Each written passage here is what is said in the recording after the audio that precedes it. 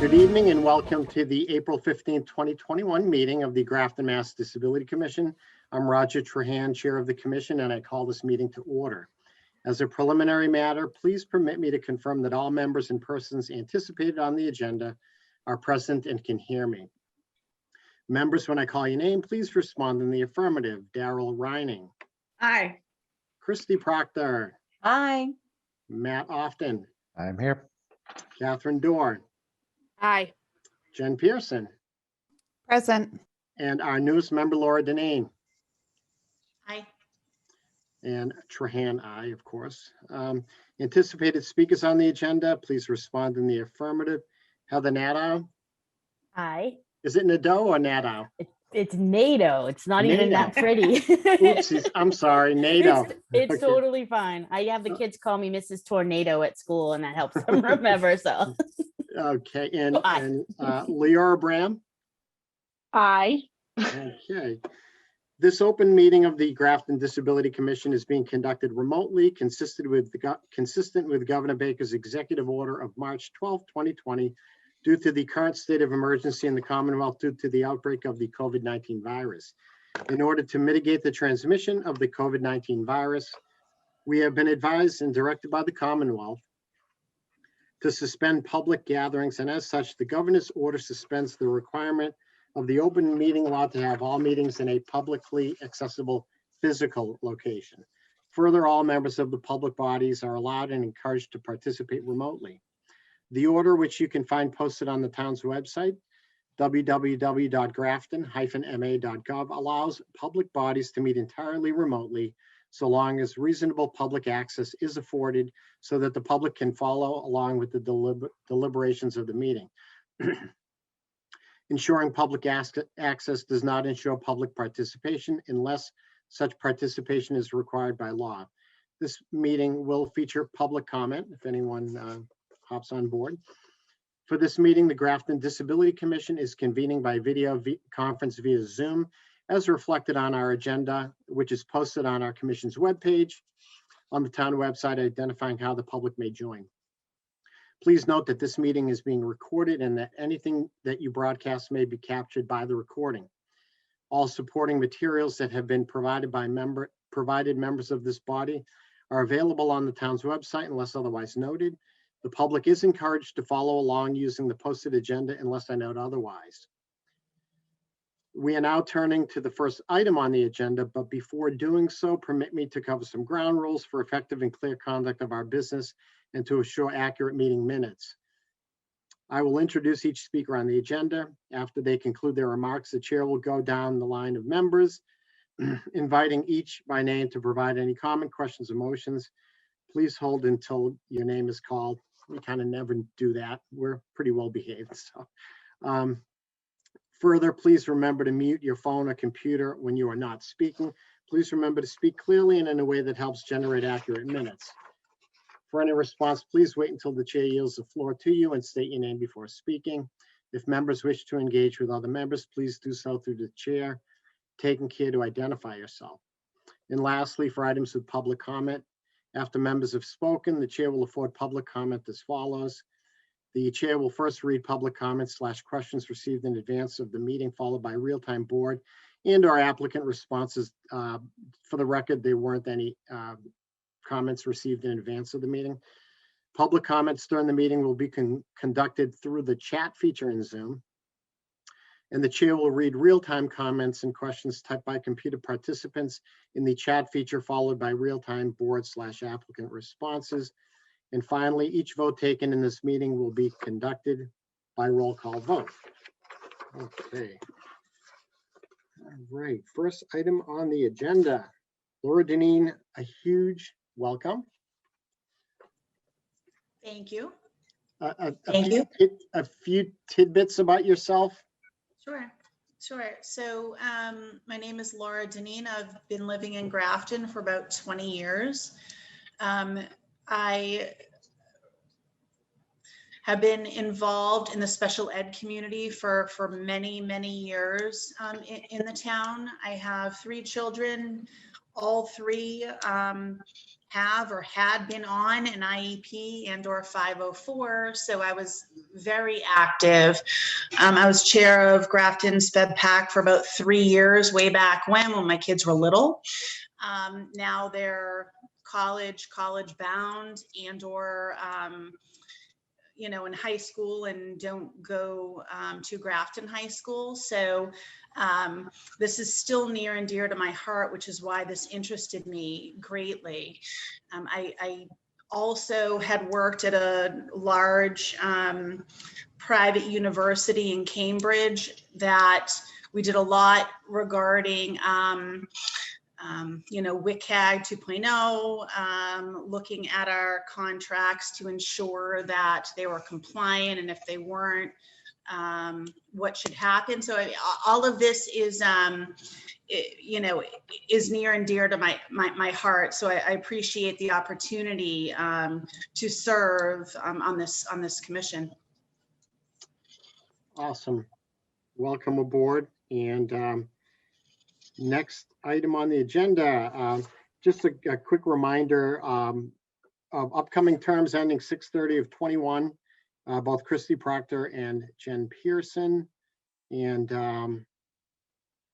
that is something I know, Jen, we had spoken about, your circumstances, and you could certainly weigh that. There are certainly plenty of people who live out of town that have an interest in town matters, whether it be town employees, including the school, or business owners. So, that's a decision, that you'll make based on your ability to make the meetings, and when we eventually come back to in-person, participation. So that was just a reminder as we are a couple of months away from those two reappointments. Any other discussion on appointments or reappointments or that process?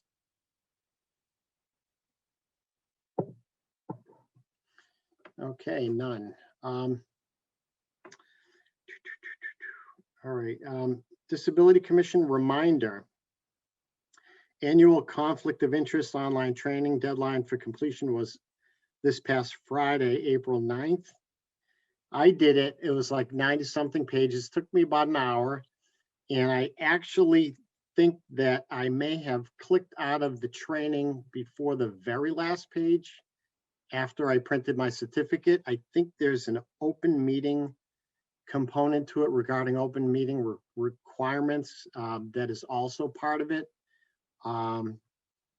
Candy LaValle, our town clerk, mentioned that myself, Matt, and Catherine were the ones to have completed it. So, and that was a couple of days ago. Anyone else try to go on or plan on doing so in the next few days? Daryl? I did mine. Awesome. Yeah, Awesome. and the open meeting law, that was you got directed. I got a link from Paul Cook that directed me to town papers that I had to acknowledge that I received and read. So and I hadn't I don't recall specifically doing that, although all of us before COVID received those when we were sworn in.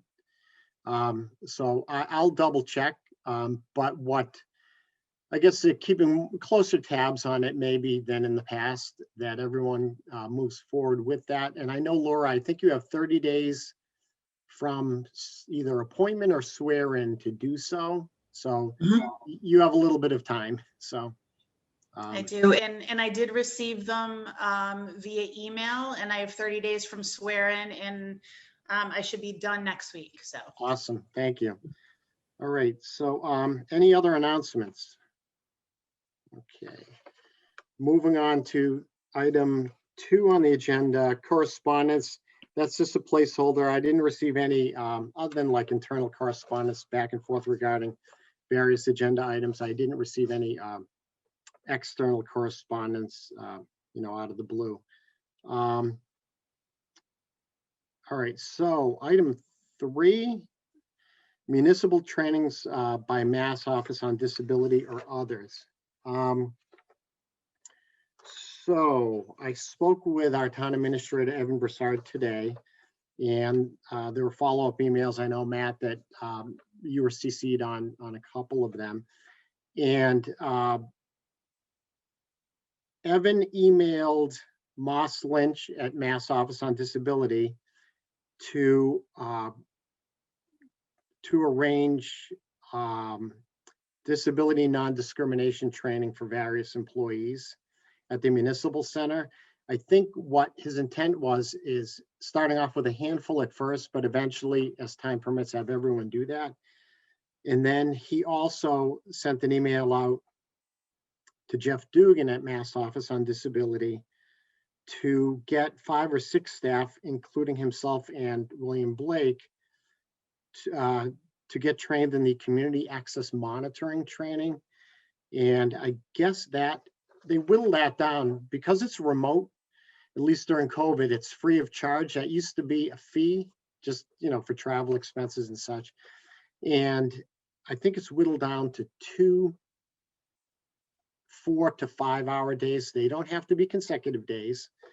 And that typically these things are around, he tries to get 30 people, but if within one town, he'll go as low as 15. So we could possibly partner with other communities to try to drum up a number to have, maybe to expedite that training if he doesn't have his typical number. So what Mr. Dugan had communicated to me this past week is that this week he was doing a sort of dry run in Marblehead with the first remote Zoom community access monitoring training. So I'll have to double back with him to see how that went.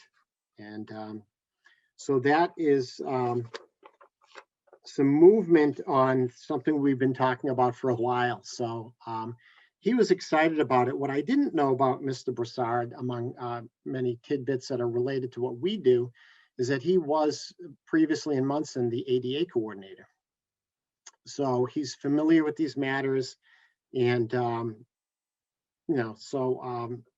and he's also familiar with accessible housing, having done helped with building of group homes. So it's refreshing to have someone who's new, who's really who can be up and running regarding issues related to disability. Okay, so all right, item 4 on the agenda, Grafton recognition and planning regarding annual events. The first is Global Accessibility Awareness Day. Thank you, Matt, for reaching out to me to add this particular piece to the agenda. What I did is I went on the web page for this, and actually in speaking with Jeff Dugan at Mass Office on Disability, he hadn't even heard of this. And so I'm thinking that, Really? Yeah, and so I think that they gave them. It must be because I work for a multinational. There you go. No, this is big on colleges too. It's just unfortunate the semester's not in session, but we all know about these. Yeah, and so just because he didn't know about it doesn't mean it doesn't exist. So the term Global Accessibility Awareness Day suggested to me that it was sort of the scope of the issues to be discussed may have been larger than I thought, and so. This particular recognition and commitment to inclusion is the goal of Global Accessibility Awareness Day is a global event that shines a light on digital access and inclusion for people with disabilities. So if you look on your agenda, this is back to back with the ADA 31st anniversary, which is Monday, July 26th. So they're just 2 months apart. So as I look at, how can we put forth what we are doing and things we've done regarding things related to disability, I think they're more broad in stroke, and you had mentioned, Matt, about the various parks and things like that, and the the ADA self-evaluation and transition plan. In looking at what the specific, more focused goal of this particular Global Accessibility Awareness Day is, I'm thinking it may be more of a sort of future state for next year, because right now I don't think we really are at a point to sort of pinpoint anything that we've actually done. We're trying to do a lot, including the whole closed captioning piece, the WCAG website accessibility piece. So I'm not sure if anyone's read the pages of the meeting packet and thinks that this is something we can pull off, or something that we should wait till next year when we may have some successes to point to. Any thoughts on that? Knowing that the ADA 31st anniversary, and a lot of times it's a whole month, we roll out, or towns roll out activities and recognition and web blasts and such. Whether they have any ideas for this particular day versus sort of encompassing everything. Christy and Daryl, Christy first, or? Well, I'll share the screen so everyone can see what this is about. And Yeah, Daryl, please. why don't you speak? Go ahead, Daryl. Oh, can you let me share the screen, please? Oh, Roger? all right, hold on a second. Well, I Sure. was just gonna say, maybe we could brainstorm something, because it's about awareness. So, Right. I mean, can we help with blasts that go out from the town? Should we design something, I don't know. Just creating awareness, even just sharing a Right. press release or Mhm. placing it on our Facebook page. This doesn't show a lot until you get down to what is digital accessibility and the state of it. Right. And we could also include some links on how to create more accessible, whether it's a website or a Facebook post, how to add alt format or include tags or closed caption our videos. I mean, Mhm. those are real simple things. And Roger, we wanted to increase, this would also increase some traffic or drive people to our Facebook page. Okay. Yep. So it keeps going down, but anyways, this is their page. And then a lot of people from the past, if you Google this event from last year or the year before, there will be a lot of links to events that were held.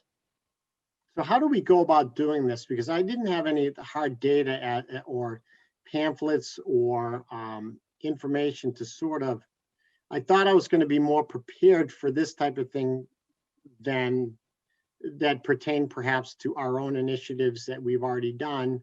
But I mean, even if we're not at that point, yeah, you're right. It doesn't prevent us from advertising it. But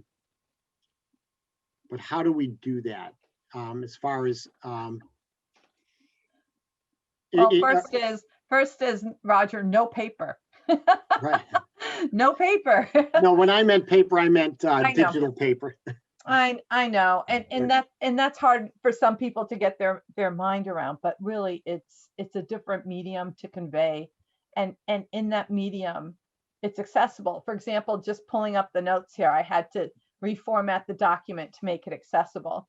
The things, it's the little things. And if we even say starting May 1st had 20 posts and I did this for ADA awareness in July last year, every day post something, either a person who's at the forefront of digital accessibility, because you can grab stuff. There's so many resources you can repost, or if we want to post someone from town who's has a unique story, share their story, or if we want to just post facts or resources, here's a place you can go at Georgia Tech for the old, what we used to call books on tape, but alt format books. There's just a lot of neat things. What we don't want to do is we don't want to focus it towards people with disabilities. We want to Right. focus on people without disabilities, so they'll be accessible for people with disabilities. Right, right.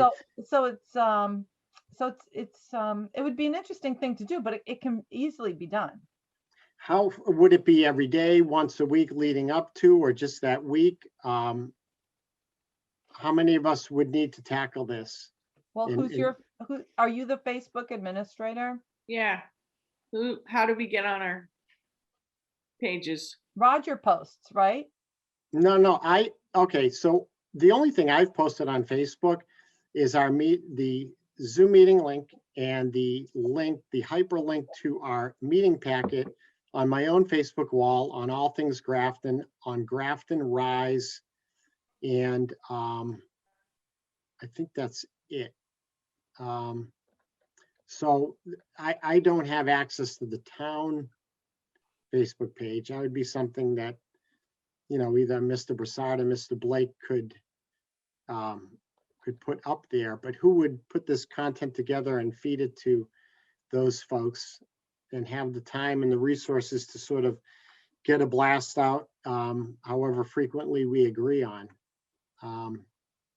Well, we would need an administrative privilege. Mhm. And what I usually do is, with my team, we brainstorm 20 ideas, we pick the Mhm. best, and then they give them all to me, and probably and I know it takes time. It takes about 3 hours.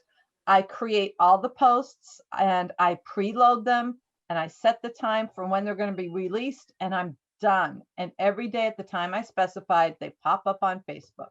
So I don't have to babysit. the Now, is our Facebook page, how accessible is our own Facebook page for the town? That would be the irony here. If I we're don't see a advertising, Facebook page for the town that often. I Right. see the news organization pages, but right. I think that would be the irony if we were advertising digital accessibility on a website that is not so accessible.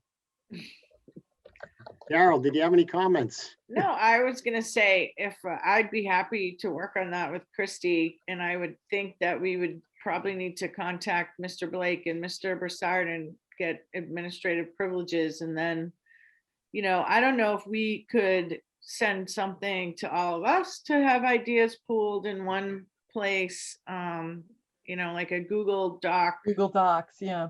that just solicits ideas. I don't know, maybe Spedpack wants to chime in with some ideas. Hey, I'll take any comments. But I wouldn't mind working on that with you at all. Yeah, it sounds really fun. And if you made something like a Google form, then you could just add submissions. Like if people had post ideas with an image that they have permission to use, that could be added to the Facebook post. And I know Christy and I were actually set to meet with William, but something came up. So we're going to try and reschedule for next week. So we can ask him when we meet with him about the posting. Yeah, let's do that, Jen. That's a great idea. All right, and if everyone's on board, I can see about whether it's a moving PSA or sort of a screenshot for GCTV. Yeah. Various stations for both Verizon and Charter. So I'll reach out. Bob DeToma, I'm heading your way. So I'll take care of that piece, because people do tune in, to GCTV, even if they're channel surfing. If they see something that's on the screen, they can pre-program those well in advance as to when those show up on the stations. So, all right, awesome. And then ADA 31st anniversary is Monday, July 26, 21. I guess we could sort of piggyback off of what we're able to do with this. And so I'll apologize to everyone for sort of coming into this with this sort of pessimistic attitude, saying, how could we possibly pull this off in less than a month? And you've totally addressed that. So, Mr. Chair, I think we can do that. I think as long as we're working with William, he may or may not be willing to give up administrative credentials for the town Facebook page, but it's possible. Right. Either way, I'm sure that if we tee things up, he can work with us to get some things posted. I think it's a great opportunity to provide some awareness, get some ideas out there. I know we were just speaking last night about they're going to be doing some housekeeping on the town website. And I asked specifically about accessibility, and so there, Evan was already on that, and he's thinking about ways that we can make the town website more accessible. So, there will be some improvements over the coming months with regards to that. So, but we don't necessarily have to have something in pocket that's been done already. I think it's just as good to just get the word out there that these issues exist. And I think some of those tips and tricks on how to, that's a great idea. Those are real simple things that anybody can do and just incorporate in their bag of tricks. So. I'm looking forward to that. I think the neat thing is that now that we have Mr. Blake on board, and nothing disparaging against the prior administration, but having a town administrator who has the background that he does regarding matters relating to disability now allows us to have a sort of day-to-day folks who can do this stuff in between our meetings. A lot of other committees are sort of like extensions of departments that have day-to-day folks working on things. So it's exciting to be able to have these two individuals, Mr. Blake and Mr. Broussard, be able to coordinate efforts with us to get things done behind the scenes in between our meetings. Awesome. Any other comments regarding Global Accessibility Awareness Day or the ADA 31st anniversary in July?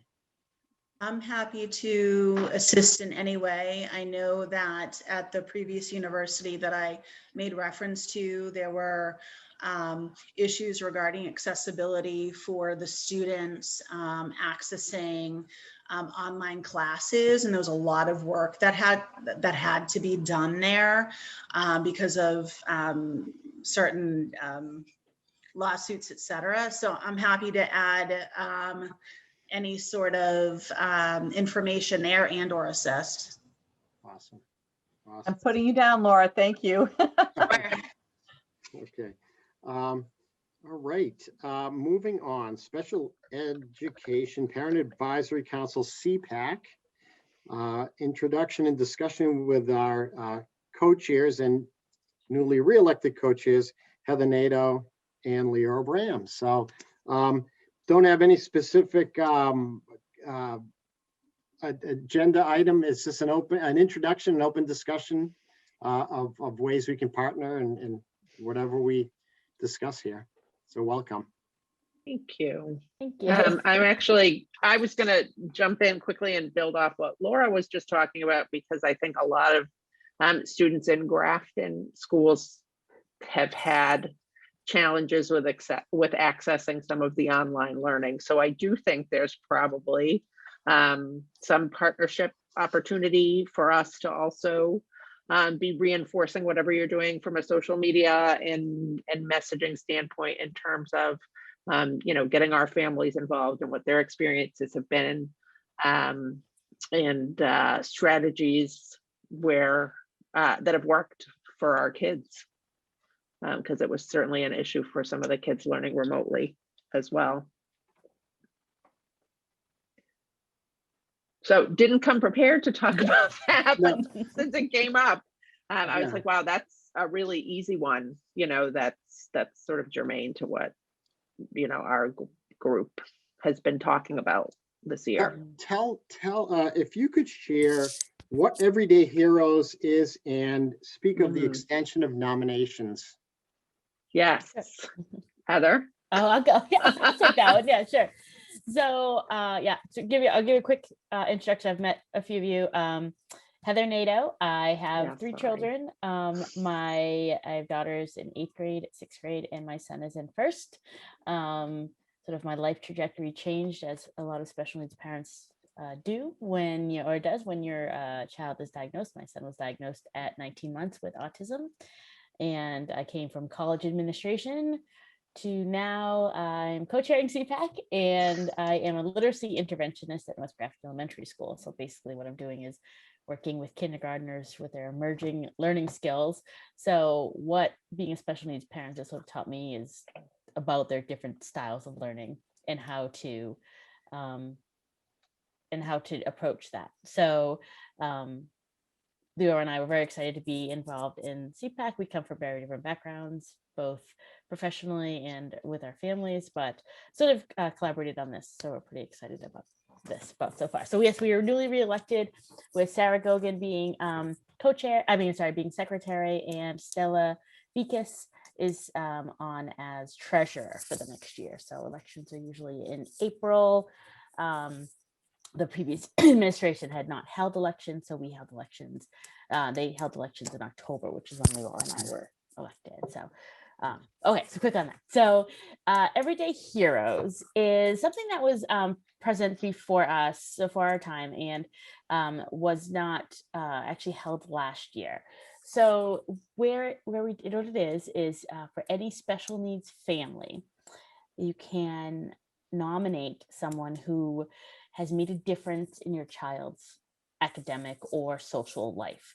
So we've even extended as far as Grafton Town sports and that sort of thing, a coach that's made a difference, a bus driver that's made a difference, someone, and it's hard to define because so many of our educators have made a difference in our child's life, but that person that goes above and beyond. So this is our first year not only taking it on, but attending. So we're learning a little bit more about it. Laura actually has been an amazing resource, and Leslie St. Jean, previous CPAC chairs and involvement. So that has been really helpful. So we are switching from the really wonderful in-person presentation with a wonderful reception afterwards to a Zoom call, unfortunately, which is where everything is held. So but we are accepting nominations through our new CPAC Gmail address, as well as payments through check or Venmo. People can email the forms to us or send them to the school. So it's a short nomination form. There is a $20 requested nomination fee. We have scholarships available, that side of thing. So if any of that becomes a hardship for anyone, especially, if you're looking for a large amount of people on your team. But we are basically, still accepting them till May 4th, stretched it out because there won't be that in-person handing you a gift type situation. The other thing. Your email address? What is? Oh, sure. So our new email address is Grafton CPAC. So it's basically Grafton and then SEPAC@gmail.com. The previous one had the date 2019 at the end. We can still access that and still see that, but we're just doing Grafton CPAC is going to be the email address we use going forward. So as far as all right, so is the web site an extension of the school district web page? How does that work? Funny you should ask such questions. So previously to our chair, yes, there was a CPAC web page, like a WordPress page. We actually just recently received the login information for that, or figured out how to log into that page. So if you go to this WordPress, if you Google Grafton CPAC, sometimes this WordPress website comes up, and it's like 2018 it has, or even earlier, has Arnold on it, as the chair of the special education department, as opposed to Bob Wall. It has a bunch of information. So we are hoping, we had a member who actually was in charge before volunteer to help us revamp that. So that hopefully is going to be happening in the future. At this point, we are using mostly the CPAC page that is off of the special education site on the town page to make our announcements. The district page, yeah. Yes, the district page. To make our announcements that we also pushing on social media, realizing that obviously not everyone is on social media. So we are trying to balance both and getting information out. We're also using a lot of Swift Reach. Bob is sending us emails about announcements for meetings, upcoming agenda items, that sort of thing. But And that one of the things about everyday WordPress website is definitely not accessible, but Oh, it's good to know. So Kat Barrett, who's one of our parents, has offered to make some editing for that. So that is something that we can actually make sure that we take into account during the editing of that. One of the things about Everyday Heroes did want to mention is that because it's been such a crazy year, we've also decided to make a $200 donation to each school, and basically allowing them to make the decision about where they're going to spend that money. We're reaching out to them. We kind of want an idea from them, but I believe South Grafton Elementary is doing a buddy bench. A few of the schools are attempting to either open or finance their chapter of a Best Buddies program. The North Grafton Elementary is looking for something handicap accessible for the playground, and we're partnering with the PTG and helping finance that. That's where that money is. Which school again? North Grafton Elementary. Am I correct on that, Leora? Is I that think what they're doing like a communication board for the playground, like an Oh. outdoor. Like I never knew what it was they were doing. Yeah. Oh, that's great. Okay. Yeah. Okay. Oh, I love that. That's a great idea. Yeah. So- So yeah, go ahead, Leora. No, go ahead. You No, I'm reminded done. I have me nothing because else. I can You talk the whole reminded me time. that I just dove in without even introducing Yeah, myself no, for a while. that's fine.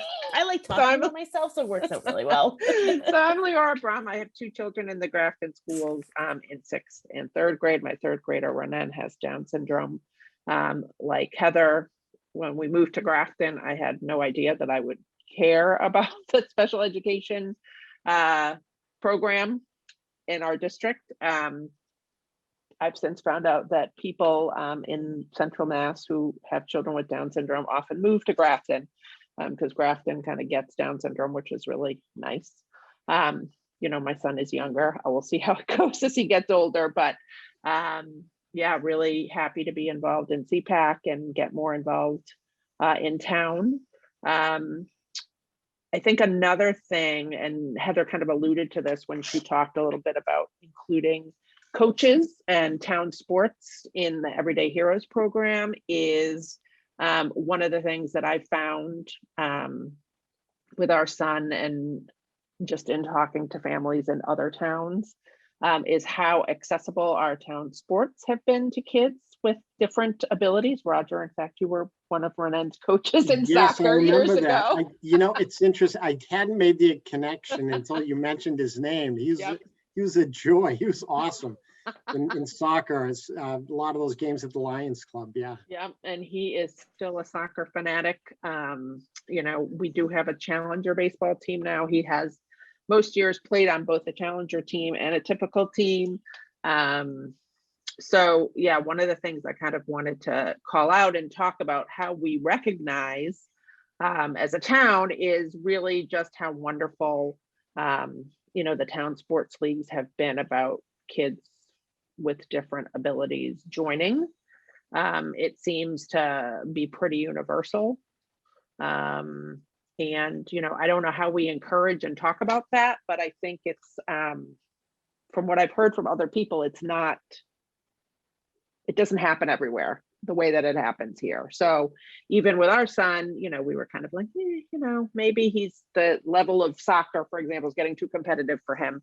And when we even said anything about that, everybody kind of on the board of the Grafton Soccer Club was like, no. Well, he's not leaving us. We've got a place for him here. So, I just think it should be recognized. I think it says a lot about it comes from the schools, it comes from the town, it comes from the people in our community. And I think it's great. And it affects, all of us, right? Parents, kids.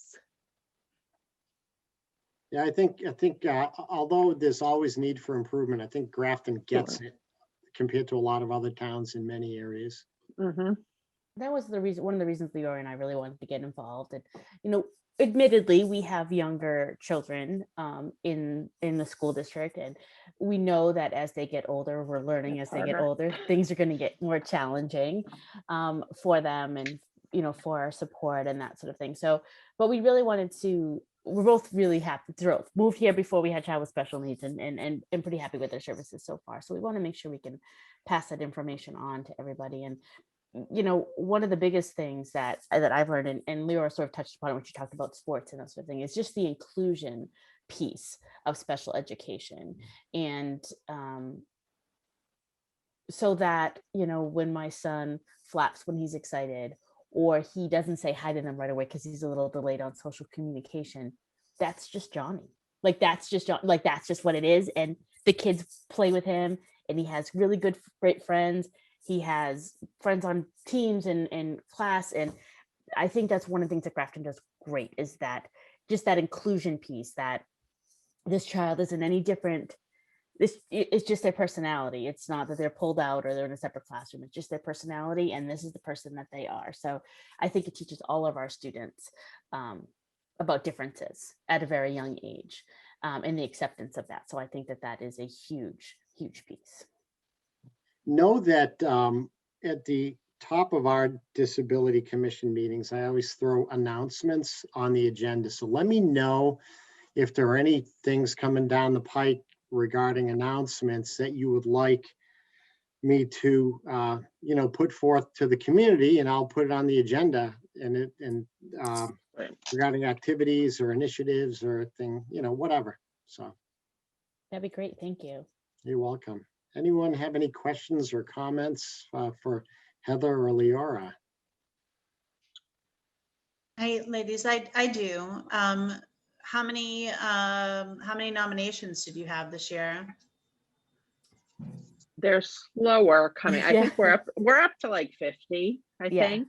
Good. Yeah. That's So great. they're rolling in, but we definitely had a lot of parents ask us to give them more time. Everyone seems to kind of, I was saying to somebody the other day, now that I'm not constantly in survival mode, everything actually seems harder. So I think a lot of folks were kind of asking for more time. We're seeing more people put multiple people on an application because, you know, and everyone's so appreciative, right, of all the teachers. So they're coming in. I think we'll have at least 50 honorees. I myself haven't done my nominations yet. Yeah, we extended it for ourselves, basically, so we can fill out our forms. That's great. But I think it'll be a nice Perk. showing. That's great. Co-chair perk. And I will say this, the schools, like a couple of the principals mentioned to us that they were really happy it was back, that it's a morale booster for the teachers too, because, you know, everyone's working hard and it's kind of a bright spot this year. So we're happy about that. Anything we can do to brighten people's lives. All of us have faced a lot of challenges this past year. It's been sure has. An odd one. Yep, for sure. Awesome. All right. Can I just, Jen, your hand was hiding in your Yeah. book, so it's hard to see. I know, Jen. I know. Oh, okay. Yeah. My husband turned this into a library and I don't know how to fix it. So. At least you're not a cat. True. So hi, Heather. Hi, Leora. Hi. Hello. I just wanted to say, you know, I'm going to be chatting about this after you guys are all set. So whether or not you opt to stick around and come back and watch the rest of the meeting, it's up to you. But if it's something you guys would be interested in, I do have the email from the Mass Office on Disability, the 6th Annual Disability Summit I attended, and it was really fantastic.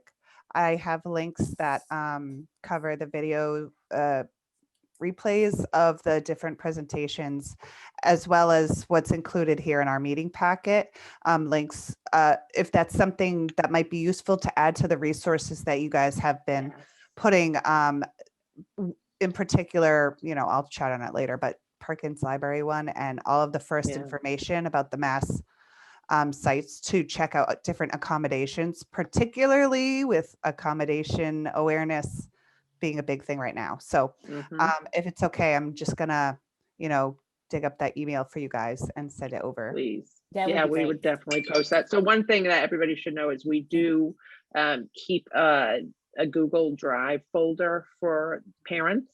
Thanks to the wonderful with Jen Pearson with that idea. with that brilliant idea. And we put lots of good information about conferences and events and past presentations from advocates that come and speak to us, etc. So those, Jen, would be great additions to that info for sure. Thank you.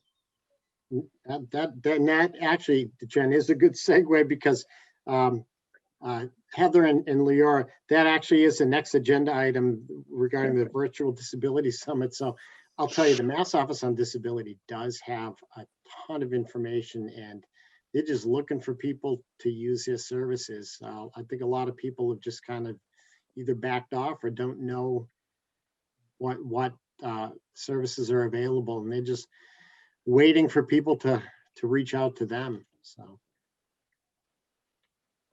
Well, before you two go, I want to say thank you so much for coming. And it was really nice to meet you. And SpedPack, I haven't been involved in a long time, but SpedPack is actually what got me first interested in anything politics in Grafton. So yeah, getting involved way back when. I mean, everyone's probably in their, the kids are probably now in their mid-20s to early 30s that I knew back then. But anyway, I'm glad you're doing what you're doing, and it sounds awesome, and nice to meet you. Thank you so much. Thank you, Heather and guys. Leora. Thank you so much for having Thanks so us. much. Yeah, thanks, guys. Thanks a lot for coming. Thank you. All right. Have a good night. You can stay if you You want. can stick around. We're gonna go. My kids have popped in like 4 times. I think I'm gonna make sure everything's okay. We were talking about how this is such a benefit for like with young kids. Like we might not go back to in-person meeting. I A know. personal request for Charlie Baker. Be like, no, we work from home still. Anyway, thank you guys so much. Thanks again. Thank you. Have a Okay, good have a night. good night. All right. Bye. Bye-bye. Okay. All right. Item 6 on the agenda, Mass Office on Disability Virtual Disability Summit. Didn't I throw a monkey wrench into the system by throwing the 90-page PowerPoint into the meeting packet? I thought I was being helpful. Next time I'll just put the hyperlink, but I thought just for the record, by having those documents on the as part of the meeting packet would allow us to have that information more up front and center to the commission members. And I guess that was recorded. So Jen, if you could just share your experience and what you got out of it, and maybe be a sort of cheerleader for all of us to attend next year. Absolutely. I didn't even really feel like at the end of it, I needed to write anything down to bring here other than this, of course, was originally scheduled, I believe, for back in October. And it was going to be my first one either way. And I was going to make it either way. I was going to make sure I took the time off. I'm very glad I did. And I'm glad that they took the time to step back and plan out what they needed to do, because it honestly was a very fantastic meeting. It was just really great. They had some amazing speakers, and I actually really appreciate that you did kind of include all of these in here. I mean, right off the bat, like the assistive technology in the workplace. I mean, so much of the topics that were covered at the summit this year are especially relevant right now. But that was a program. It was a gentleman, let's see, his name's Okobina Bani. He's the director at the Mass Match program for MRC, the Mass Rehabilitation Commission. And yeah, it has never ceased to amaze me how many people who might actually benefit and be eligible for services and help through Mass Rehab or resources through Mass Office of Disability really are not aware or have no access to get that kind of help. His presentation really detailed some of the places where they encourage even people without any disabilities to come and check out all the different types of assisted technology that is available to people, to learn what they can be used for, all sorts of things that you might not think about being assistive, but really are.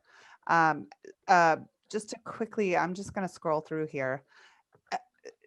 These slides are really worth reading through, and definitely it's worth watching them bit by bit if you can. These were easily all fantastic different things that each speaker had touched on. But I was especially impressed with that one because I was not aware of it.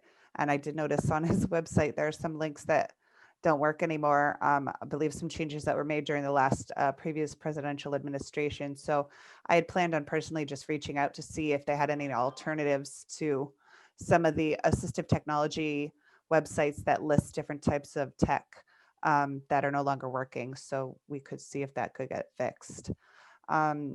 There was some information about the Mass Office on Disability. The ADA and COVID-19 information was really helpful because there's been a lot of confusion with, you know, when you're interacting with a member of the disability community, are we crossing lines here in terms of what we're asking, what employers are requiring? And they really went and took the time to try and understand how a public health emergency intersects with what rights we have and things that are established for the disability community in particular. And they covered a lot of that ground. So that's anybody who has any sort of concerns or questions about whether or not their rights are being violated throughout this pandemic or any future, you know, health emergencies should definitely look into the information provided here because it's very useful. They did, after that was the information about the Perkins Library. Now, I only had a little bit of surface scratching knowledge of the Perkins Library, but it was such a fantastic presentation. She went over all of their assistive technologies. Some of this would be so amazing for us to post some information about too in our upcoming post-a-thon that we're going to try to set up for May 20th. A lot of the programs that they have, the readers, the different listening devices, and who's accessible, and they have so many incredible programs. It was so chock full of information that I couldn't possibly bullet point them all, but it's worth listening to and it's worth visiting the website. And should we be able to put out any sort of handy posts and things, I think including just a link to the Perkins Library website would be a fantastic one.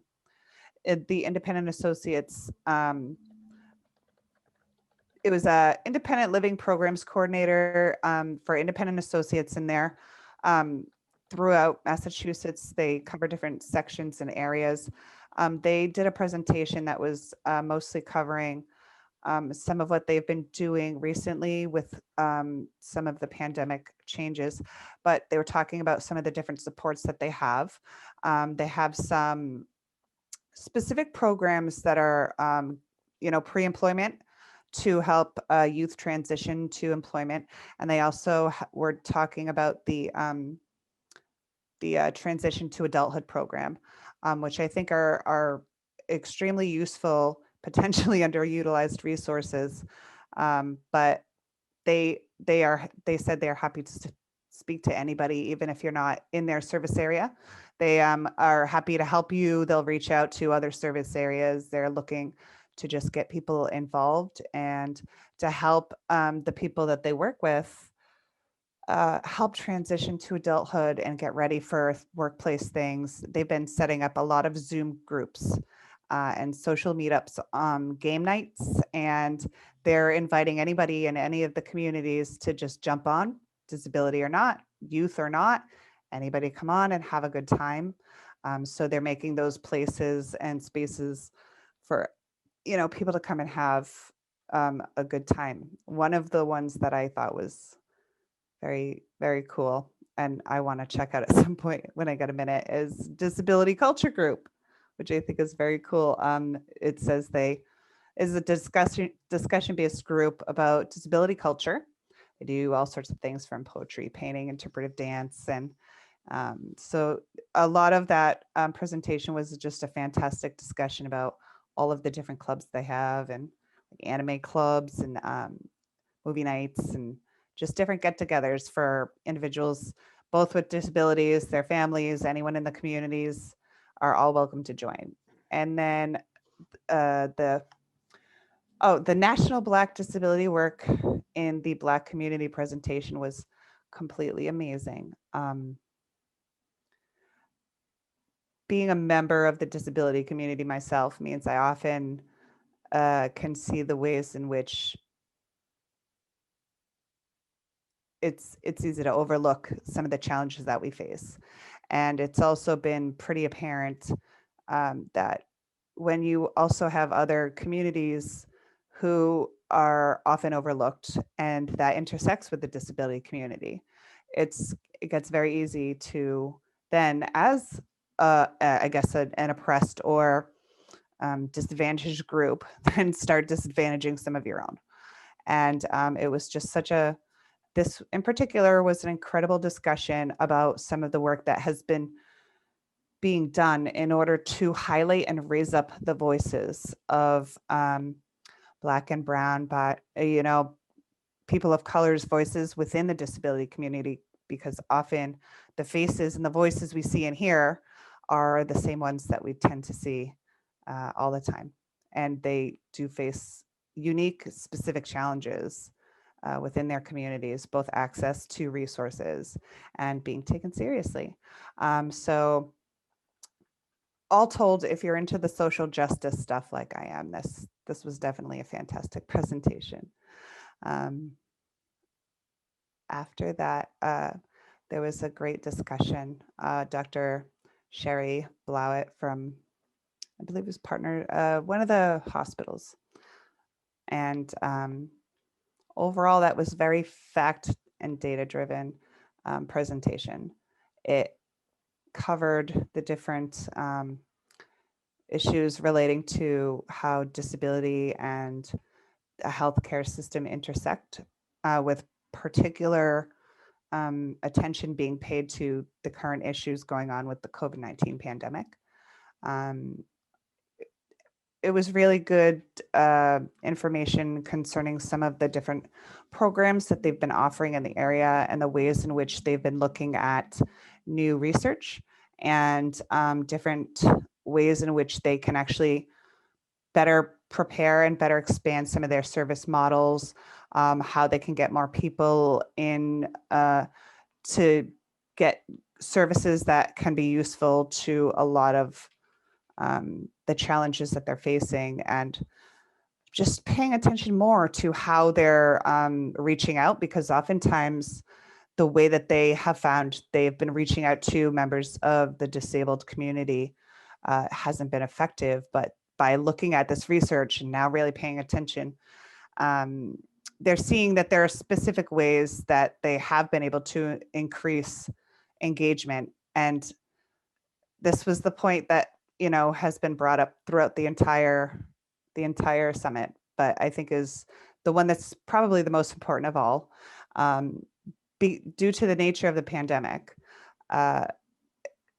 everybody had to kind of shift and adapt in ways that can easily just be credited as being a general benefit to the disability community and accessibility. A lot of employers who may have previously been incredibly hesitant to allow people to work from home, or a lot of different accommodations that would have been requested in the past.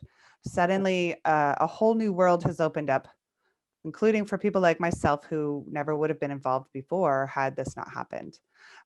Accessibility is becoming huge, and every single presenter at the summit has discussed how the need to pay attention to public health, the need to make so much more almost instantly accessible online and digitally has really been a game changer for large portions of the disability community. And so this is almost a bit of a silver lining here, in which we can now use all of the increased participation, all of the increased accessibility, and try to keep the snowball going, so that when things do become safer, people can drop their guard a bit. We don't have to go and shut people back into the community. We can find new ways. We can continue to push for website accessibility. We can continue to say, hey, look at how many more people we had from these communities before. That should we just take everything back offline? Should we suddenly put things back behind closed doors where we'll be locking from the discussion all over again? That was the big thing, is every single person said, people in the disability community have been engaged this year in a way that they have never been able to access before. And that should be the focus for a lot of us going forward, just seeing that it's there now and pushing to try and make sure that we can keep that there, because I mean, for the disability community, it has been fantastic. Awesome. Any questions by anyone other than my own comment that I had not looked through all the PowerPoint slides? I will do that. And I also was scheduled to and able to go to the first summit date that was originally scheduled, but I had a conflict on March 4th, the eventual date of the summit. But I do plan on finding the time, you know, creating time to actually watch it. You know, especially now, Jen, based on your own description of the value you really got out of this. So I'm actually looking forward to watching it myself and reading through the PowerPoint as well. Any comments or input on the Disability Summit? Right. Thank you, Jen, so much. Thanks for the great summary. I really appreciate that. It was sounds like a great take, and I'm definitely gonna put that on the calendar for next year. Awesome. Awesome. Thanks, guys. All right. Thank you again, Jen. Agenda item 7, standing item, Grafton's ADA self-eval and transition plan and other accessibility updates. I threw that other accessibility just because of the buildings, including the library, that weren't part of the ADA self-eval. I had one item, then I'll open it up. I had reached out to Jen Anderson regarding the fields, and she will be speaking with the contractor for a more formal, comprehensive update, which will include one particular item I pointed out, which was I had heard through a few members of the community that the condition at Airport Field, since they actually did the most significant work up there as far as grading and stonework, and then adding asphalt and creating a whole loop around the entire field. It's amazing, by the way, that the fields themselves had so many truck ruts that it's seemingly in an unusable condition right now, the fields up there. So that's being addressed as well. But ending on a positive note, if you go up there to Airport, even though there's some landscaping and grading and things to be done, the loop, the asphalt loop, which is a few inches above the grade of the rest of the grass and everything like that, they did a really great job. I would gather it's a 1/4 mile track that goes around the perimeter, okay, of that park. And it's just an amazing space that was created. I don't think it will be Grafton's best kept secret for long. I don't know if because having driven up there, once someone says, you got to check out this situation, it's in disrepair. I was like, I drove right up there. So, and I actually did an inaugural loop. So I walked the whole loop myself, and it's really neat how everything's pretty much connected, like to the basketball court and everything, and to the batting cages, and to the almost to the dugout, caged dugout areas and everything like that. So for walking, for wheeling, for whether it's someone using a walker or a stroller, it is an amazing space. So has anyone been up there? recently, Airport Park. I would invite everyone here to head up there and spread that news far and wide. Yeah, there's some repair that needs to be made, and Jen is addressing that with the contractor. But I was no less than amazed at the transformation of that space regarding accessibility. So I would invite everyone to head up there. All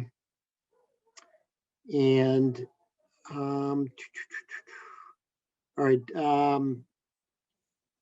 Christy, you had shared an email from Beth Galloway. If you could share that regarding, I guess it was peanuts and such, and other, I forget the other issue. What other environmental issue was I referring to? You need to unmute. Sorry, I don't want you to have to put up with the sound of my keyboard typing. I do have a new ergonomic keyboard. Just want to recommend that for any of you who struggle with carpal tunnel or just lots of typing during the day. So if you remember at our last meeting in March, we talked about the concerns for peanut-free allergy spaces in the library.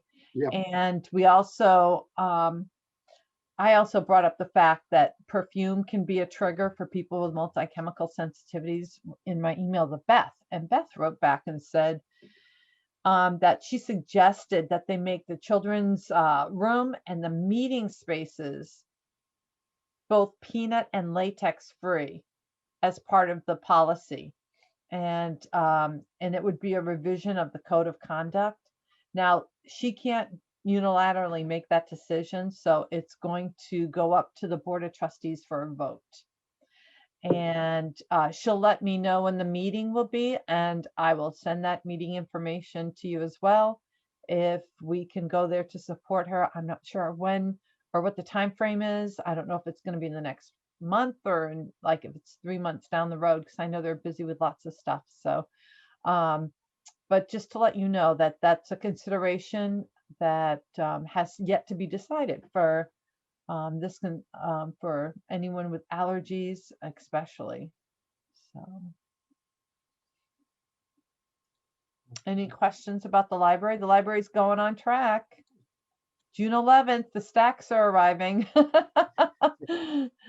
I'm excited. Blake, I love libraries, but Blake is just bananas about the library. And even a few years ago when he had his first library card, his own library card to take out his own books, and he's super excited for this new library to open. And we go on our walks up South Street and sometimes continuing to North Street, so we pass by the library frequently on foot, and so it's always a topic of excitement regarding. So I can't wait till it opens up. So. All right, I know that Jen and Christy, last minute, there were some changes regarding meeting with Mr. Blake. So I guess that was, postponed to, a mutually agreeable Hopefully time. Wednesday. Hopefully, Oh, okay, hopefully that's Wednesday. Yeah, he's very timely. And if Wednesday doesn't work for you, we can try Friday or the following week. awesome. But very polite, very appropriate, empathetic response that people with disabilities want to see towards us. He was like, please don't take anything about this that I'm canceling. I really do like you people. He was really cute about it. So That's awesome. Yeah, and so, yeah, as far as the self-eval and then including the discussion with Mr. Blake, I have no other comments regarding the self-eval at this time. Does anyone? I had a rumor that the school committee was talking about funding one for the schools. So I think that's in progress. All right, then what I will do is doubling off of that comment. Thank you for bringing that up, Matt.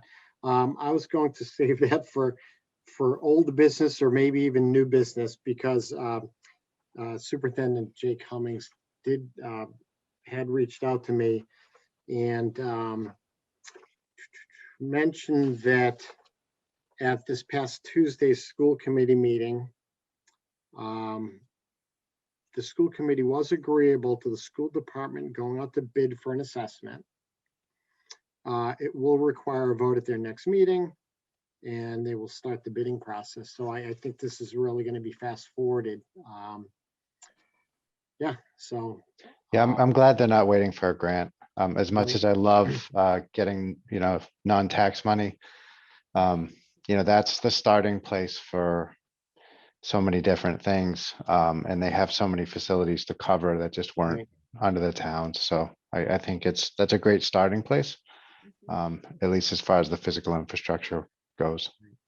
Yeah, it is. And I, what he had pointed out is recognizing as we have on the existing municipal ADA self-eval, is that low-hanging fruit that they would tackle internally, but those items 10K plus in price would be incorporated into the CIPC and capital planning process. So, Yep.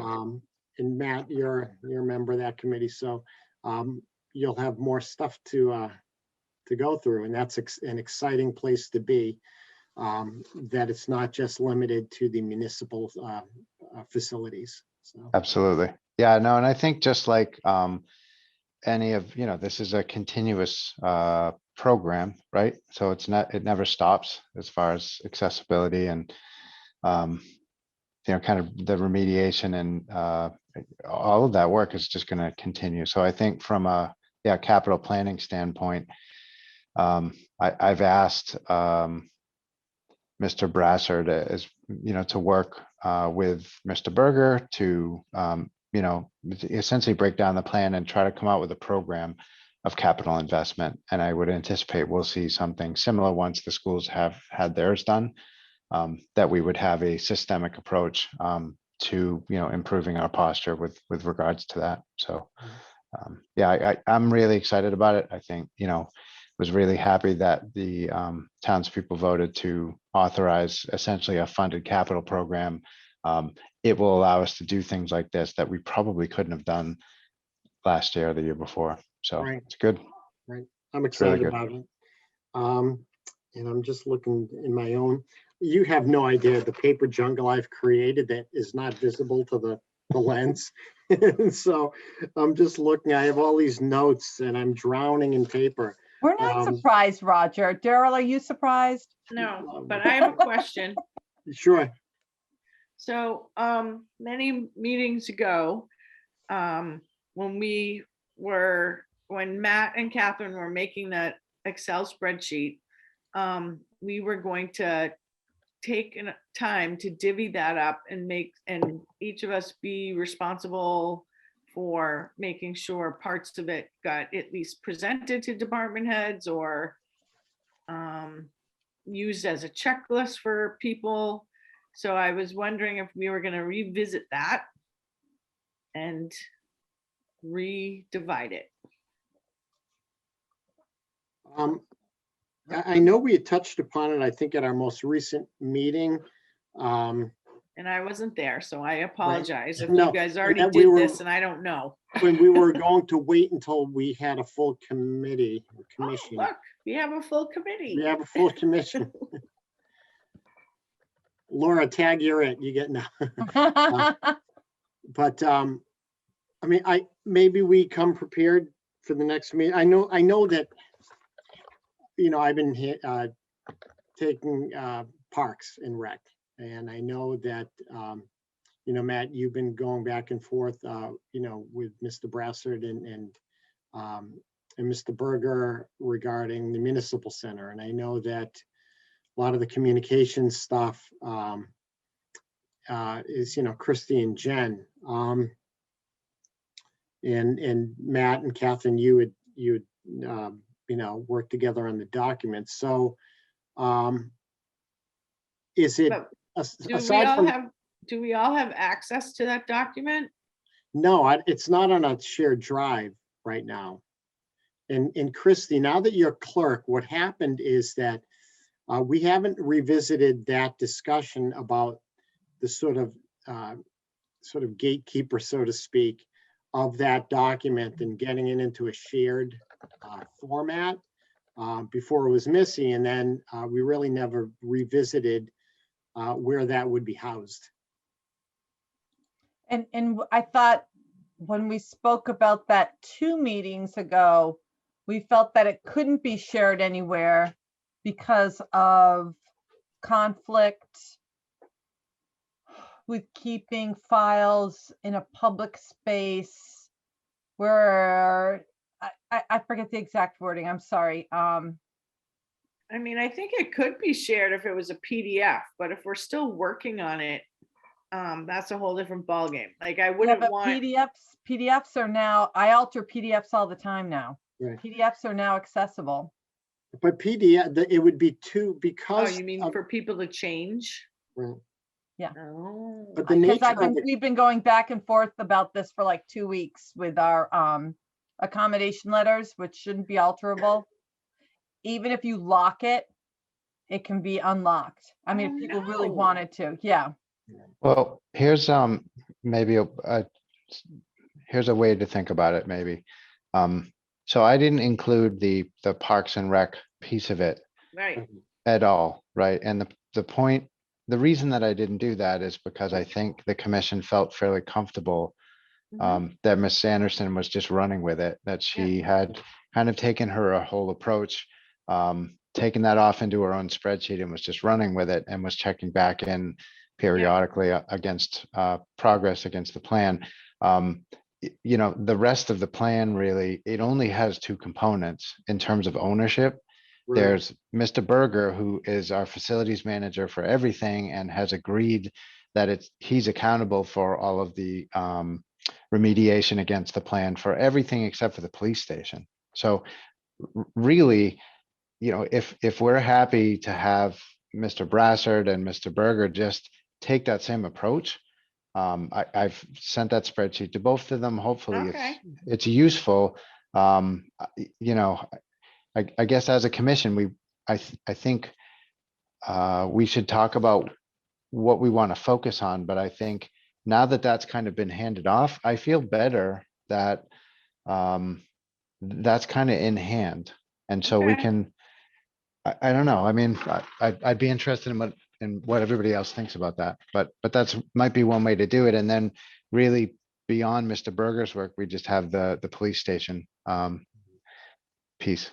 So do you think that sorry to interrupt, that Mr. Brassard and Mr. Berger would check in with us once in a while to let us know how it's going, where they're at, what they're doing? I think yes. And so part of the reason at some point over the next month, I'd like to have a discussion about what this commission's, now that we're full, with, you know, Laura joining, I'd like to have a discussion about what our kind of priorities are for this year. And kind of going forward. The thing that I've definitely learned about Mr. Brassard is he's very good at following, you know, following a lead, I guess, following a directive. There's a lot that we have potentially to do though. So there's, you know, that all the facilities things that we've discussed. There's the digital things that are starting to discuss a little bit. There's some hiring practices and, you know, committee behaviors and, you know, code of conducts. And you know, there's that whole side of things too. There's an educational side of things. So I think, you know, we can do a lot kind of partnering with the town, but I think it would help us and the town to try to have some goals for the year to really focus on. Totally agree. So all of that is to say, I'm happy to check in with, you know, Mr. Brassard and Mr. Berger periodically and just ask them for an update. And, you know, we can just every 6 months or so ask them what's going on. I think the Capital Summit, which would include, you know, requests capital request. That's gonna, I think, happen in August. So that's where we would hopefully see some requests coming out against the South Eval plan and other things, hopefully. Hopefully we'll see some things from the schools because I think they're starting to now that we've been having these discussions and they're thinking about it, I think this is more on their radar than it has been in the past. So that's good. So hopefully we'll see some from that side as well. Do you think it's worth a workshop? For goals? For us. I think so. I think it would be really nice. Even if, I'll tell you, the select board did a goals session up at my brain's not working tonight. The community Community barn. barn. Lions Field. Lions Field. But we could do community barn, maybe, yeah, there's a number of places. But, we did a socially distanced in-person workshop. I would love to see you all. I think there was a lot of value in actually being together. So, I'd love for this commission to do something similar. I think it would be valuable for all, if we could to all be in the same space, it would be a good way to do it. But however we do it, I think a dedicated workshop to talk about what our priorities are would make a lot of sense. Yeah. Did you have a separate outside facilitator for that, or was it all internal? It was completely facilitated by Carter Tarantine, our Oh. interim TA. Yeah. I have a question along the lines of facilities. Okay, so at the town election is a charter change question regarding strong chief or not, strong fire chief. Yep. If that gets approved, does the fire chief now, are those buildings then under his or her purview? But that's a great question. Yes, the budget will be, but I think the maintenance will remain with Mr. Berger as our Okay. our head of facilities, basically. And that's good news. Fewer people, more centralized contacts to Absolutely. I think what that's going to do, though, so he'll have personnel authority, he'll have budget authority, and he'll have policy authority. Our current or our previous chief didn't have that budget authority, and I think some of the improvements that could have been made over the years were just not funded. So that's going to be an interesting kind of dynamic to see. But I think in terms of facilities maintenance, the new chief will be in a better position to advocate for the things that he needs to keep those facilities updated, and presumably to make some of the changes that are called out in the South Eval plan. Daryl, you had a question? Yeah, so Matt, and you said that leaves the police department. Does that come under the purview of Mr. Broussard as well? It would, yeah, really. Okay. Yep. All right, so great. All right. I am ready, willing, and able to be a sort of empty nester to this document. So we've been sort of married to this, document. But I think we're in a lot better place that we're partnering with more people who are identifying that, all right, this is it. It isn't something that will be shelved. There's been a lot of documents over the years, unfortunately, through no ill intent, have been sort of shelved. And this ain't one of them. So I'm glad. No, and I think that spreadsheet has almost already served its purpose. Yeah. It was a great way for me to go, walk through things with Mr. Berger. Jay Cummings asked me for, what the funding plan was, for that. And I sent him the spreadsheet and he found that incredibly useful. So just it's a lot better than a, 150-page PDF. It's putting it in a spreadsheet organized by, how it was organized. I think it's almost already served its purpose. And whether they actually, are moving things from not yet started to funded to in progress or not, I'm fine with it.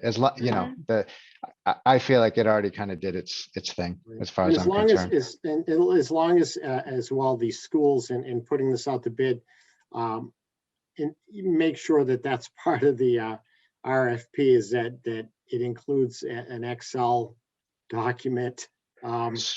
So, Mr. Chair, I would recommend that you just send Jay Cummings a quick Sure. note on that. I thought about that. I just never did it. But yeah, Sure. absolutely, that should be part of the, just Okay. be prescriptive about the format of the deliverable. Yeah, Yep.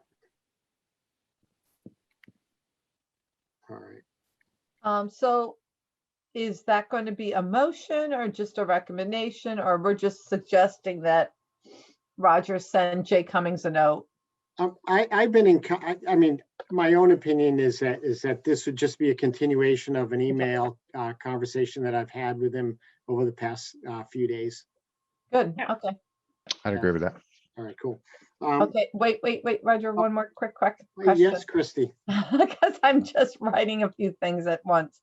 So you're gonna send Jay Cummings a note, and I apologize. I heard all of that, but I got stuck on Jay.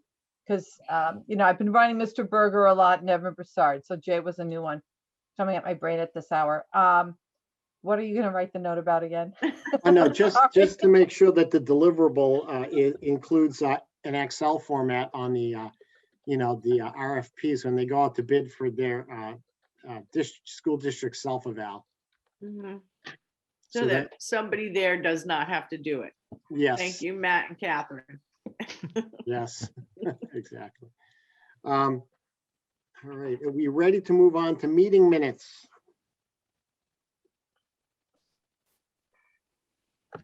All right, I see some thumbs up. Okay. Moving on to meeting minutes, agenda item 8A, December 17th, 2020. Do I have a motion to approve the December 17th, 2020 minutes? Like to make that motion?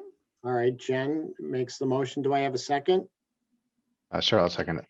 All right, motion made by Jen and seconded by Matt to approve the 12/17 of 2020 meeting minutes. Do I have any discussion on the motion?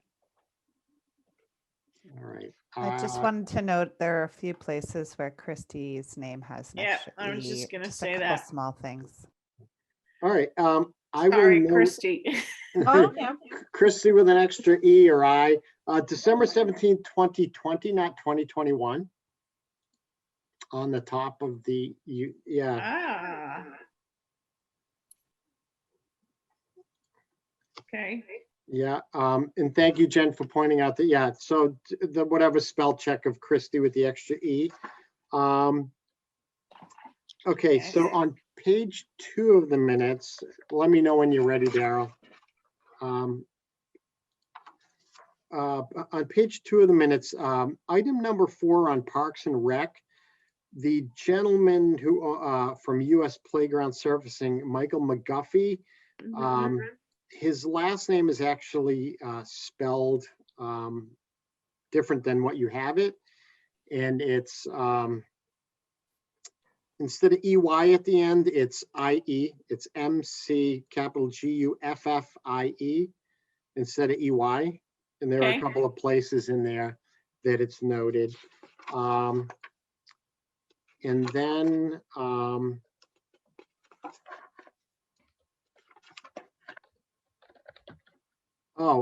tongue in cheek, I will say, it was a real LOL, and I really did laugh out loud on the final page. On the motion to adjourn, the triple Y regarding that, he must have been really eager to adjourn the meeting. Well, you know what? That was a direct quote. He went, yes, yes, yes. Oh, there you go. Maybe, all right, cool. Yeah, so so that's, aside from the year 2020 and then McGuffey and then Christie's name, You didn't see the other place I was a little snarky? No. Wow, I'm not telling you then. Oh, come on. Nope. No, I'm not gonna look, no, but I just want to make sure I didn't have, you're funny. All right, cool. Yeah, so I had no other comments on that. By the way, thank you for doing that. No problem. That was, that is a task. When you're going back to a televised meeting to then take the minutes. Yeah, I was glad I didn't have the 3-hour meeting Oh, yeah. to At rewatch. December 3rd meeting, I was like, all right, multiple nights now, seriously. But now this brings us to current, and it's something that's no longer hanging over our head. So that's good news. All right, so with the recommended changes, any other discussion on the motion to approve the December 17th, 2020 minutes? All right, hearing none. All those in favor by roll call: Darrell Reining, Aye.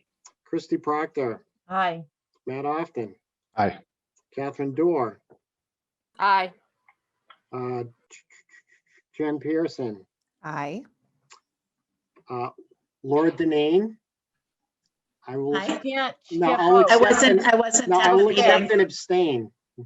Abstain. All right, abstain. And Trahan, I declare the motion carried 1, 2, 3, 4, 5, 6 to nothing and 1 abstention. Or is it 5 to nothing and 1 abstention? 6. All right. 5. Who wasn't there?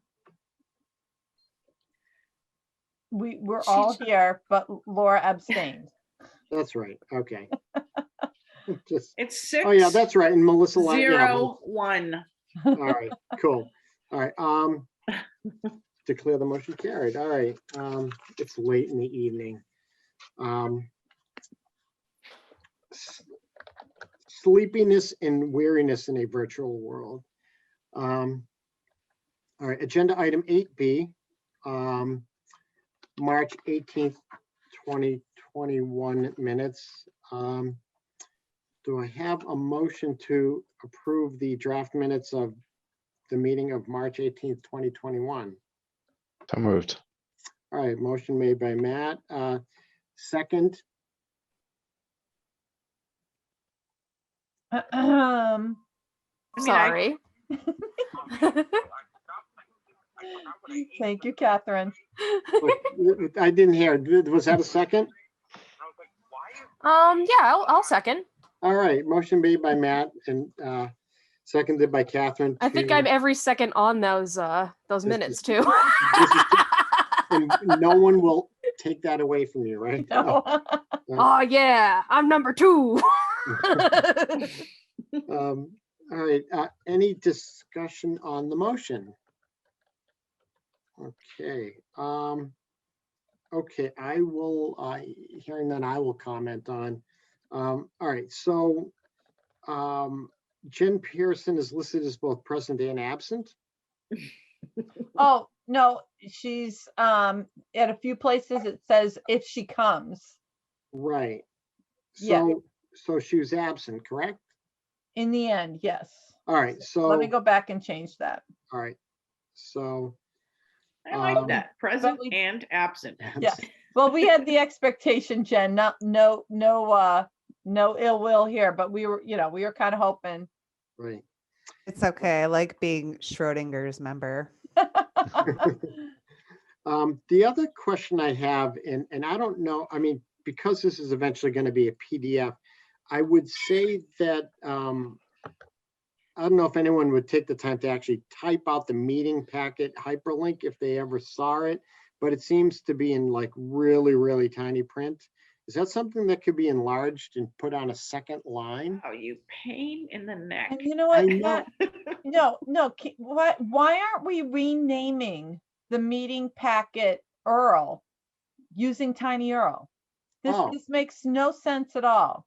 All right, I don't know the whole tiny URL, how to do that. This right here. Here's a tip. Okay, But if do I have to go through the town to get permission to, when I post the draft minutes, I'll just rename it. It will still work. as a link, but it will be shortened. And can I tell you the truth? It's not accessible in its current state because of all that gibberish. Right. If it said concisely, Disability Commission draft meeting minutes 3/18/21, then anyone with a screen reader can read it and understand that's what the link is it goes to. Right. I'm with you. All So right. how do we put that on mine, on the minutes I just did? I'm sorry, Daryl, you're expired. No, I'm only kidding. I'll send you a little thing on, I'll send you a work thing on how to do it. A Okay, thank you. workflow chart. Yeah, it's really easy. Okay. And I say that because I know you. I'm not saying to be Oh, yeah. like anybody can do it. Sure. No, I know you can do this. All right. So, all right. So that tiny URL. Okay. So then what I would say is on the second page, then on the vote that starts on the bottom of page 1 and goes to page 2.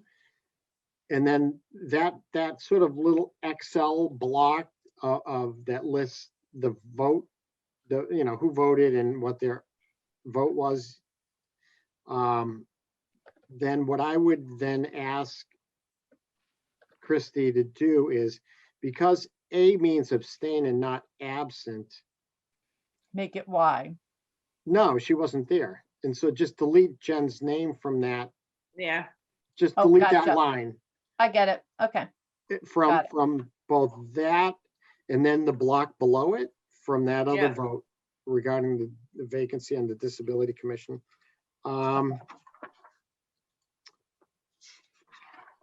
And then on page 4, the 2/18 of 2021 minutes, item D, in the text, in the paragraph on the action, it's listed as 2/18 of 20, not 21. So it should be 21. Yeah. Got it.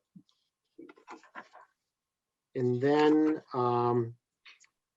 on page 6, new business 7, item B, the last, second to last line says, prefer to wait until we have our 6th member appointed to the commission.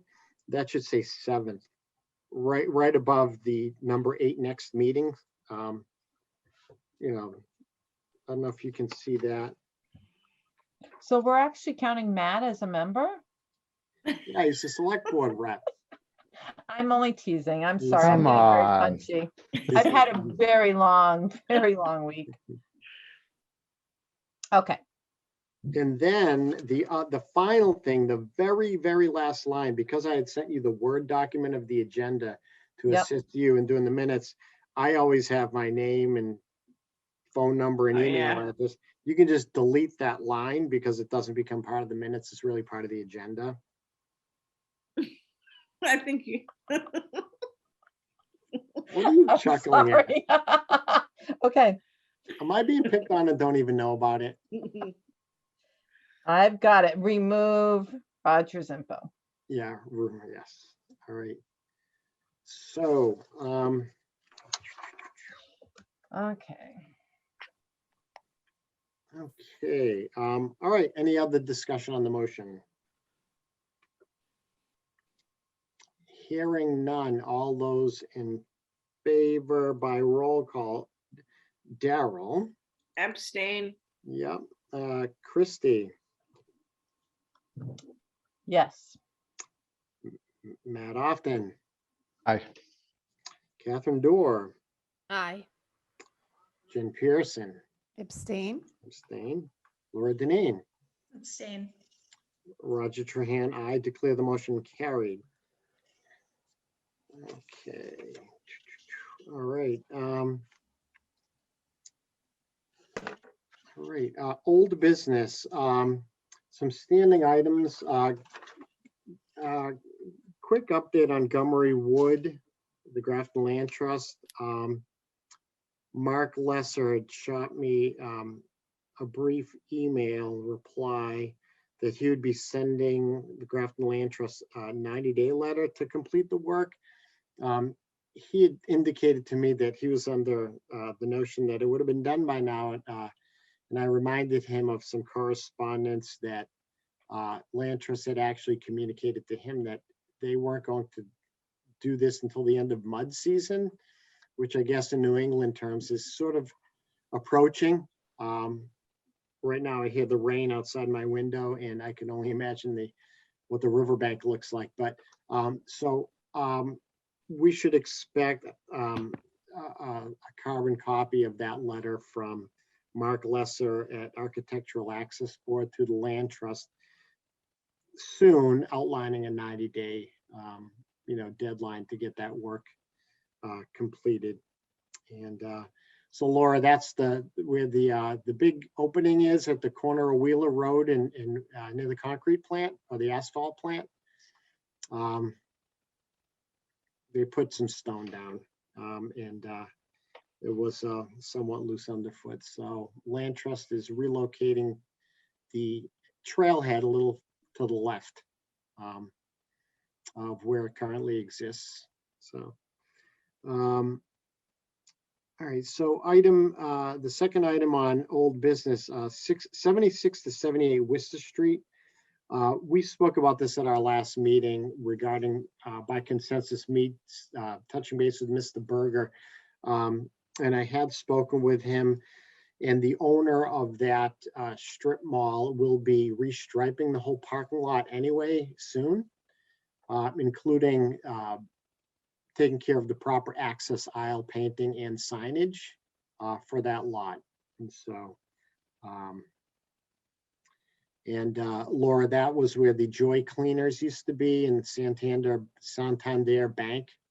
There were some signage and access aisle issues that existed that should be remediated by the owner restriping that lot, and also in accordance with the proper accessibility guidelines. So, so hopefully that will be done very soon, and I'll have a more specific completed update for you at our next meeting. So under old business, and this is kind of old business, new business, you may recall that I had brought up the issue of properties and housing that fall under the Grafton Housing Authority. And so I did reach out to Lisa Kelly, who's the Grafton Housing Authority chair, who directed me to the person who actually works in the Housing Authority office. I had put the brakes on that to take a more encompassing approach to the following, that we could at future meetings sort of develop some sort of framework to partner with planning department, town planner, maybe even Affordable Housing Trust and others, regarding the, among other laws, the Fair Housing Act, with respect to making sure that various plans for housing and such, and we're seeing these come to fruition at 25 Worcester Street, 27 Upton Street, Pine Street, that recognizing from our own self-eval that newer buildings, including the fire department, had some deficiencies, we weren't going to assume that just because new construction was occurring, and we've had discussions about the library, that sort of under our charge, we really need to be paying attention, not doing all the legwork, but paying attention to whether various housing starts are also compliant in their own right with respect to the Fair Housing Act and other laws that they need to abide by regarding buildings that have elevators or buildings that don't have elevators, that require not so much accessibility, but for certain percentages of units to be adaptable for those who might need a certain modification. as well as the various features, let's say parking or rental offices that fall under ADA and AAB, whatever the stricter regulation is, that we are at least connecting with people or maintaining some connection, that these things are on track regarding the various mandates that those builders and developers need to abide by. So I did reach out to Mr. Brassard, our town administrator, and he pointed me, at least for starters, to our town planner, Chris McGoldrick. And I brought this to his attention that, I was looking to, there's a back and forth that basically, it wasn't, I clarified that there wasn't any specific issue at hand other than to open up a discussion. So he had mentioned that they hold development team meetings every Thursday that get all land use staff together to discuss topics such as the one I brought up. And he noted that they're currently holding the meetings via Zoom, and said, if you'd like, I'd be happy to schedule you for one of these meetings as an introduction and general discussion if you would like. I don't think it's really necessary to, I'm the last person who is familiar with the very highly technical nature of the Fair Housing Act. It's a very voluminous series of documents that work in harmony with each other. I just wanted to throw this out to the commission that as we're sort of in the timing of this discussion is, as we're sort of handing off the ADA self-eval, to Mr. Berger and Mr. Brassard and others, that I think these are some of the things that we as a commission can sort of be proactive in and monitor, so that we don't find ourselves in a situation that a series of housing units or buildings is allegedly complete, and then it really isn't. And so so that's a little bit of homework I did, and doubling along with that, so it's sort of old business, new business. My comment regarding the Grafton Housing Authority piece is, it all depends on when it was built. Some of the properties are meant for those with the disability. So I would think that they have a system in place, but I haven't really had that discussion yet. But I think it's part of a larger discussion that needs to take place regarding those projects that have not yet really commenced. So does anyone have any comments on that? I guess their familiarity with such matters,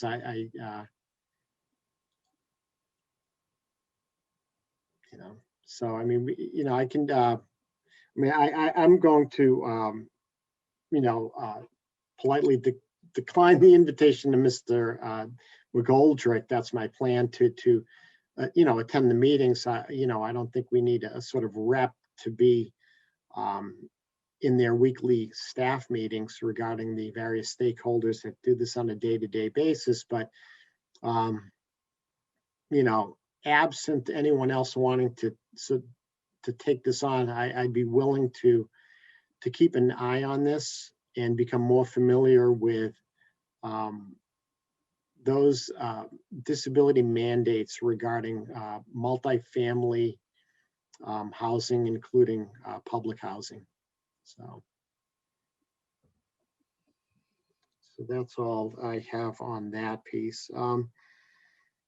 Any other folks have any old business or new business items before we adjourn? Do we want to try to schedule a workshop? Oh, that's right. Okay. Absolutely. I have looked up different disability commission goals and objectives. So I don't know, because I can't remember if I sent people Mhm. the examples I found. But I can do that before our next Okay. workshop, if you guys want me to. Okay. I really appreciate that. And it's interesting, looking back at before we were reconstituted at in the fourth quarter of 2019, when I originally sat on the commission in 2009, actually some of the minutes reflect a lot of that stuff, not whether they've changed or not. Having looked back at those, there's a lot of really good stuff out there that can really help keep us on track and set us in the right direction. That's out there. So yeah, that would be great. So what date is better? I mean, Thursdays seem to be good. Laura, I don't know what, right now, our regular meetings have been the third Thursday of each month. That works. It also works with not only the Zoom conferencing, but when we were in person, third Thursday in the month also worked with the meeting rooms. But Thursday in general seems to be a pretty good day. I know it's a good day for me. What does everyone else feel about Thursdays? And do we basically set a hard, like a 6:30 to 8:30? What days can be long, or evenings regarding these meetings, but we're thinking no more than 2 hours on a Thursday, Ever. ever. It I'm works for looking at me. I'm looking, it's 8:22 right now. I think this meeting has gone quicker than some. So, Don't scare Laura away. no. We could, No. we could institute the planning board rule where if it goes, beyond a certain time in the evening, we've got to take a vote to approve moving it forward. Right. I agree. I- I love that. Yeah, I like Uh, that.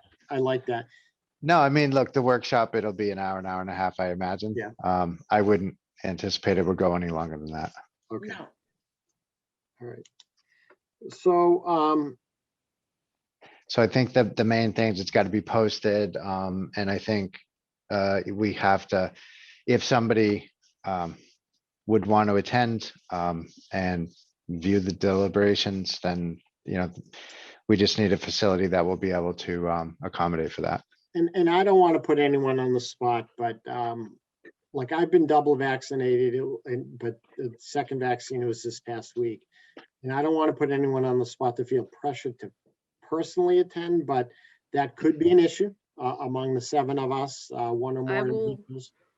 I'll be fully vaccinated on the 19th because I'm getting my second shot on the 5th. Right. So All right. Anyone feel that they wouldn't feel comfortable attending an in-person, properly social distanced meeting? I'll be fully vaxxed by that point. Okay. All right. All right. So you, Matt, you had yours at the community barn? It was at Lions Field under Oh, the, Lions Field. Oh, in the pavilion. okay. So weather's a little iffy this time of year. I don't know Yeah. about doing it outdoors. The community barn might make more sense. Yeah. Yeah. And we just signed that out. Yep. As I remember, way back when, we signed it out through, I think, the TA's office. Yep, could do that. So if you don't have time, Matt, I can call up Joanne too. So no big deal. All right. So Daryl, you'll get that. Yeah, but we need a date. I know. I'm available any Thursday. And so do you want to make it so our next regular meeting is Thursday, May 20th. Would we want to make it between our May and June meeting to give us some time to work on some ideas regarding some goals, or would we want to do this in a week that's back to back between, I mean, like the 13th, May 13th? Is that too soon for people? Or, That's So better for me, 13th, But the, oh, isn't town meeting stuff and elections coming up, or? not until early June, but Yeah, the second Thursday is typically CIPC for me. So, Oh, okay. I mean, you guys can certainly feel free to have it, but I won't be able to be there on that particular night. Oh, we have to include you now, Matt. You're a member. You can't get I'm out of not, it. I'm not available on the 13th either. I'm not going to be in Massachusetts. So. What about the 27th? What about if we had our regular meeting? I mean, there's no urgency to have this before our next meeting. Maybe we could consider having it the week following our next meeting, and have it on Thursday, May 27th. It would give us some time to think of some things to tackle. Time flies by quickly. May 7th, June 3rd. What was that, May 27th, you said? I mean, May 27th or June 3rd. June 3rd works for me. June All right. 3rd sounds good. All right, Okay. yeah, all right. Everyone okay with Thursday, June 3rd works for me too. I don't think I'm going to be available. Just broadly, just so everybody knows, I'm expecting a child due June 1st. So Congratulations. Great. So probably, exciting. yeah, thank you. Probably, I want to say right around the last few days of May and the first few days of June are probably going to be very dicey for me. Okay. So And that I would take- probably include the 27th. That would be a pretty busy time for you, so. So, and I take back June 3rd. My daughter graduates high school on the 4th. I'm sorry. And there's something every single night that week. Apologies. All right. That's true. That's true. Is Thursday, May 27th okay for people?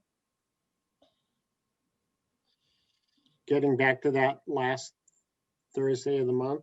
I'm should be. tentative for that, but if I don't wait for me though.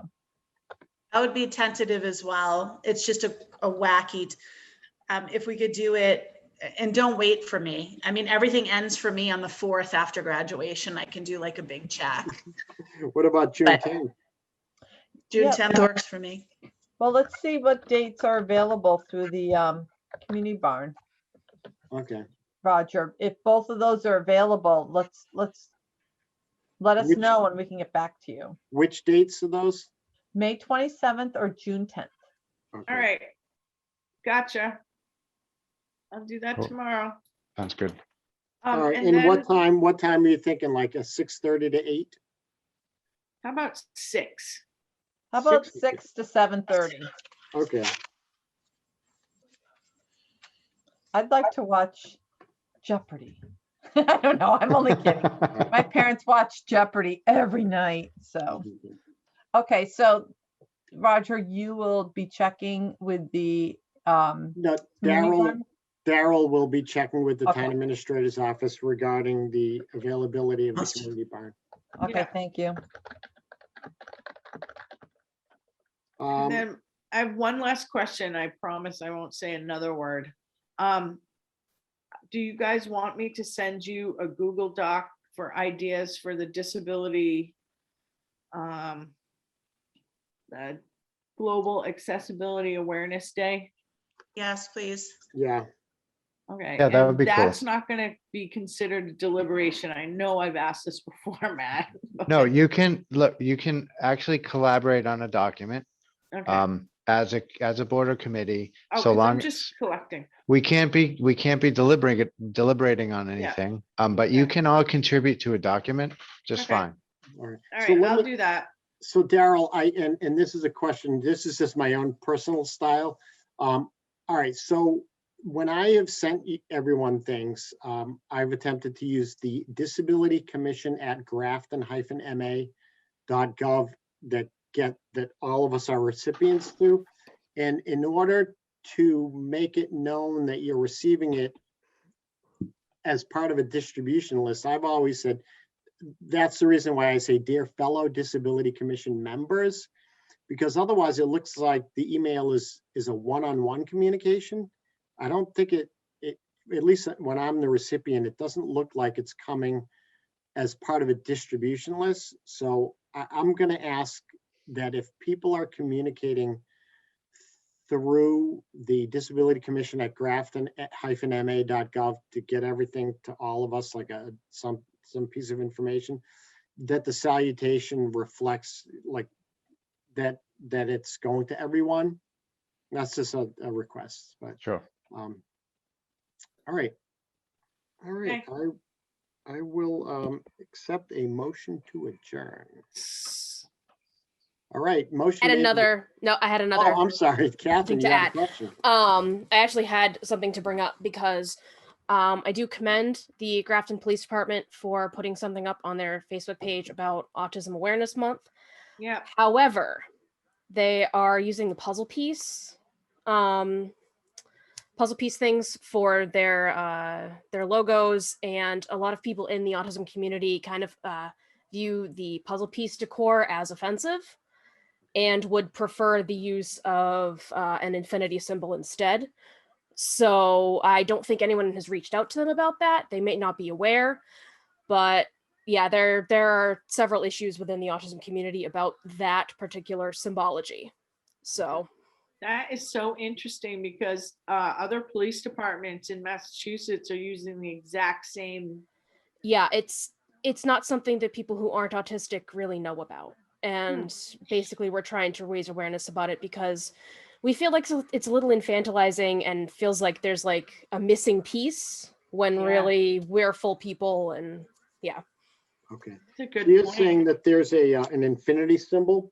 Yes, a rainbow infinity symbol is what's more accepted, and it's what the Autistic Self-Advocacy Network uses. Okay. So yeah. I can shoot an email off to Marianne DeVries. Yeah, because I mean, if they don't know, they don't know. It's not necessarily a matter of, it's just, yeah. Okay. Yeah. All right, Catherine, yeah, and the other commission members, if everyone's okay, I can shoot off an email to Marianne DeVries regarding that. Yeah. Totally. Yep, makes sense. All right, cool. Thank you, Catherine. Yeah. Now do I have a motion to adjourn? So moved. All right, Daryl, a motion to adjourn. Do I have a second? Second. All right, motion made by Daryl to adjourn, seconded by Jen. By roll call, all those in favor, Daryl, Aye.